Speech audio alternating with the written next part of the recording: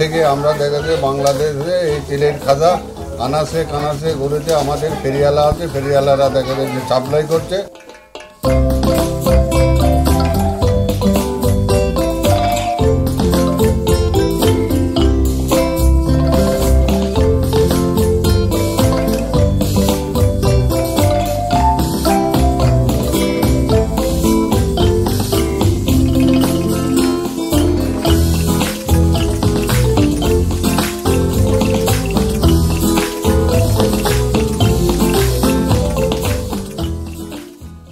হ্যাঁ, তিলে খাজাটা আপনার খুবই ভালো জিনিস, এই জন্য তিলে খাজাটা পছন্দ করে মানুষ।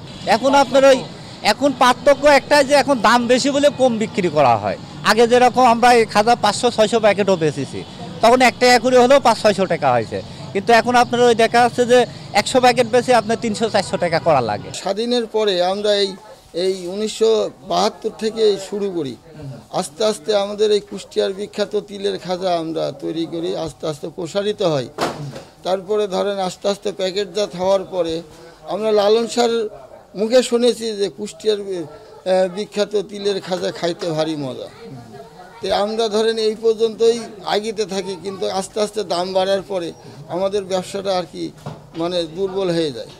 এই যে জিনিসের দাম বাড়াতে জনের দাম বেশি, আমাদের মানে শ্রমের পয়সাটা ঠিকভাবে আমরা উপার্জন করতে পারিনি। সিজনাল ব্যবসা, হাইরে মজার তিলের খাজা খাইতে ভারী মজা, এই কথাটা লালন শাহ বলে গেছে, গানের মাধ্যমে বলে গেছে। হ্যাঁ, তারপরে ধরেন এখন আমাদের ব্যবসায় ধরেন ব্যবসা বাণিজ্যে দুর্বল হয়ে গেছে, বুঝলেন। এখন জিনিসের দাম বেশি, ডবলের পর ডবল, শ্রম দিতে পারিনি, কথা বুঝলেন। এখন টিকিয়ে রাখতে হলে বলা ধরেন না খাইয়েও টিকিয়ে রাখতে হয়, বুঝলেন। কুষ্টিয়ার বিখ্যাত তিলের খাজা আমরা এই প্যাকেটজাত যখন করেছি তখন কুষ্টিয়ার বিখ্যাত তিলের খাজা হিসাবে পরিচিত করেছি। তিলের খাজার পাকের মিস্ত্রি আমরা 14-15 জন পার্টনার আছি। আমার সর্বপ্রথম আমাকে আগে আসতে হবে। আমি সর্বপ্রথম 5টার সময় এসে চুলা জ্বালাই। প্রথম পাকটা হইতে 1 ঘন্টা সময় লাগে। প্রথমে পরিমাণ মতো পানি দিয়ে দুধ দিয়ে তারপরে চিনি মেপে চুলা জ্বালায় আমি চুলার উপর চাপাই দিই। তারপরে আধা ঘন্টা পরে আমাদের মিস্ত্রিরা আসে, সিনিয়ররা, এই যে যারা ভাঁজ দিচ্ছে। চিনি জ্বালানোর পরে প্রথমটা 1 ঘন্টা সময় লাগে, পরের পাকগুলো তোমার থেকে 10 মিনিট করে সময় লাগে। প্রথমটা ডবল চিনি থাকে, সময় লাগে বেশি।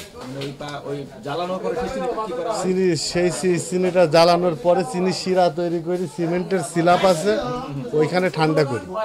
ওখানে ঠান্ডা করার পরে 5 মিনিট পরে এই যে এইখানে আসি, যে আমাদের এই ডালের এইখানে আসে টাইনি, ওখানে ফিল্টার করে সাদা করে মিস্ত্রিদের হাতে ওই ছেলেটা দিয়ে দেয়। মিস্ত্রিরা যে হাতের সাহায্যে আপনার এই হাত তৈরি করে।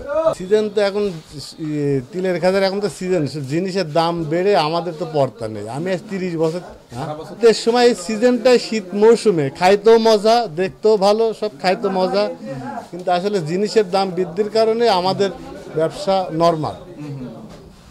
খাজা চিনির দাম বেড়ে, তিলের দাম বেড়ে, সরকার যদি কোনো রকম এই আমাদের দেখতো, কিংবা আমরা সিজন বাই সিজন যদি তিল কিনে রাখতে পারতাম কিংবা চিনি কিনে রাখতে পারতাম, তাহলে আমাদের একটু পোষাতো। যেহেতু এটা কুষ্টিয়ার লোকাল, এটাই খুব বেশ ইমপ্রুভড, তো এটা যাতে তারা এই শিল্পটাকে ধরে রেখে নিজেদের কর্মসংস্থান সৃষ্টি করতে পারে, এটার জন্য আমরা চেষ্টা করব এবং ঊর্ধ্বতন কর্তৃপক্ষকে আমরা জানাবো যে এটার জন্য আসলে কী কী আরও দায়িত্ব নেওয়া যেতে, কী কী স্টেপ নেওয়া যেতে পারে।